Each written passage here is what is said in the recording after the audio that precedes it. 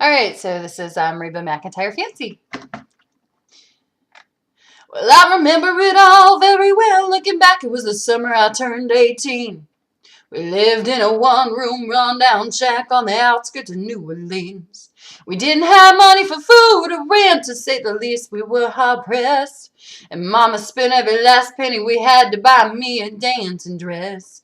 Well, Mama washed and combed and curled my hair, and she painted my eyes and lips, and I stepped into a satin dancing dress that had a split in the side cleared up to my hip. It was red velvet trim and it fit me good.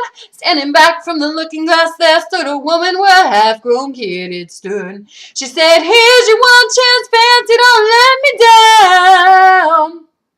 Here's your one chance, Fancy, don't let me down." Mama dabbed a little bit of perfume on my neck and she kissed my cheek. And then I saw the tears welling up in her troubled eyes and she started to speak. She looked at a pitiful shack and then she looked at me and took a ragged breath. She said, "Your pa's run off and I'm real sick and the baby's gonna starve to death." She handed me a heart-shaped locket that said, "That thine own self be true." And I shivered as I watched the roads crawl across the toe of my high-heel shoe. It sounded like somebody else who was talking, asking, "Mama, what do I do?" She said, "Just be nice to the gentleman, Fancy, they'll be nice to you."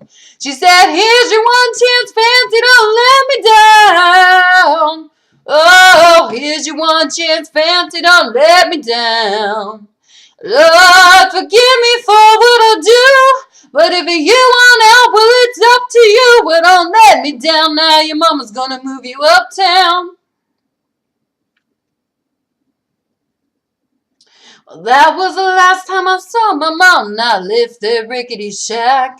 The welfare people came and took the baby, mama died, and I ain't been back. But the wheels of fate have started to turn, and for me there was no way out. It wasn't very long till I knew exactly what my mama been talking about.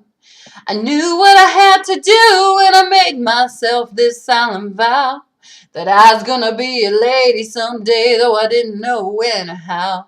But I couldn't see spending the rest of my life with my head hung down in shame. You know, I might have been born just plain white trash, but Fancy wasn't my name. She said, "Here's your one chance, Fancy, don't let me down." She said, "Here's your one chance, Fancy, don't let me down."